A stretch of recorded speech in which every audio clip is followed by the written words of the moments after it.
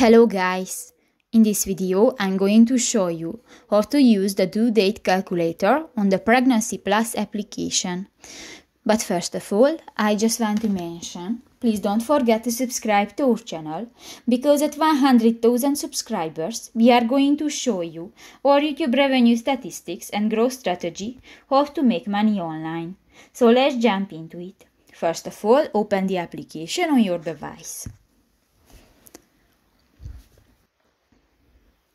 New, click to the profile button at the upper right corner of the screen, and in the Your Pregnancy section you can find the fourth option, the due date calculator, and here you can select how you want to estimate your due date. You can change it anytime, and you can select the based on, for example, the first day of rest period, the estimated due date, or the date of conception, and you can